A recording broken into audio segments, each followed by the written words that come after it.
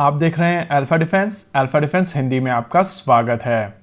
Reports आ रही हैं कि 18 तारीख को डिफेंस एक्विजिशन काउंसिल बैठेगी और रक्षा मंत्री राजनाथ सिंह की अध्यक्षता में ये काउंसिल भारतीय वायुसेना के लिए 114 रफाल फाइटर जेट्स अप्रूव करने वाली है। लगभग उसी समय French president Emmanuel Macron Bharat में होंगे और माना जा रहा है कि उनकी इस विजिट के दौरान इस फाइटर जेट को लेकर एक डील भी साइन हो सकती है। ना रियलिस्टिकली होकर अगर चीजों को देखा जाए तो कहा जा सकता है कि इतनी जल्दी डील होने के चांसेस कम है, लेकिन इम्पॉसिबल नहीं।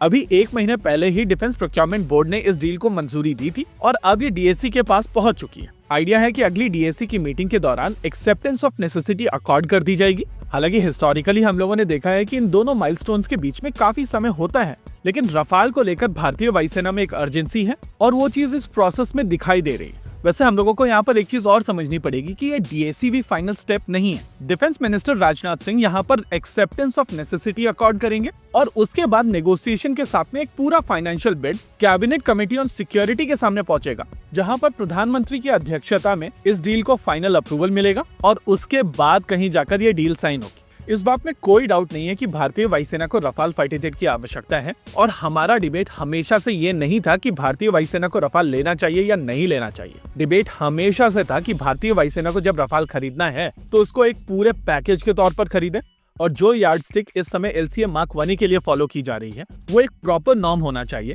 चाहे वेपन सिस्टम इंडियन हो या इम्पोर्टेड।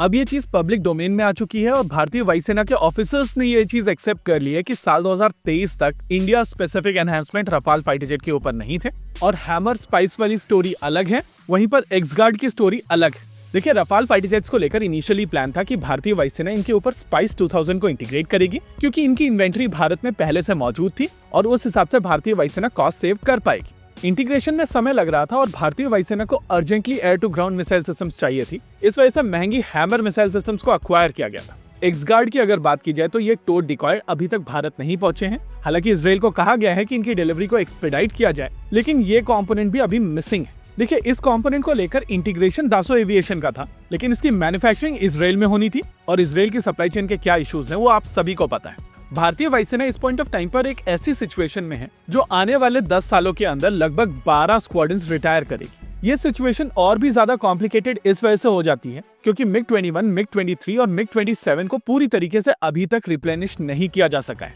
ओवरऑल भारतीय वायुसेना की करंट सिचुएशन को ध्यान में रखते हुए रफाल भारत की बहुत बड़ी नेसेसिटी हो जाती है, लेकिन क्वेश्चन निकल कर आता है कि किस कॉस्ट पर। आप सभी को याद होगा, इनिशियली मीडिया में नंबर चल रहा था 20 से 22 बिलियन US डॉलर्स। हम लोगों को तब भी ये चीज पता थी और आज भी ये चीज पता है कि वो नंबर प्रैक्टिकल नहीं था। बाद में मीडिया में वो नंबर चेंज हुआ और नंबर आया 30 billion US dollars. Further number change हुआ और नंबर आया 35 बिलियन US डॉलर्स और इस समय ये नंबर है 40 बिलियन US डॉलर का। हम सभी को ये बात समझनी पड़ेगी कि इनिशियली जब भारत ने 36 रफाल फाइटर जेट एक्वायर किए थे तो उसकी कॉस्ट लगभग 8 बिलियन US डॉलर्स की थी और उस समय हमें बताया गया था कि ये कॉस्ट ज्यादा इस वजह से है क्योंकि भारतीय वायुसेना ने भर भर के वेपन सिस्टम्स एक्वायर किया। अब अगर पब्लिकली अवेलेबल इंफॉर्मेशन की बात की जाए तो 15 से 20 स्काल्प मिसाइल सिस्टम ऑपरेशन सिंदूर के दौरान यूज की गई हैं।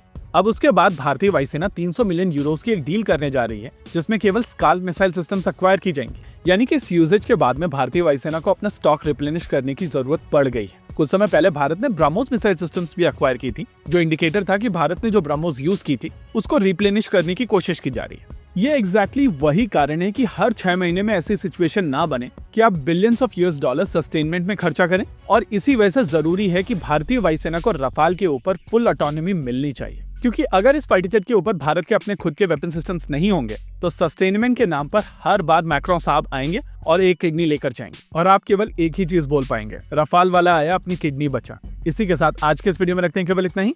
वीडियो को अंत तक देखने के लिए धन्यवाद। देखते रहिए अल्फा डिफेंस। जय हिंद।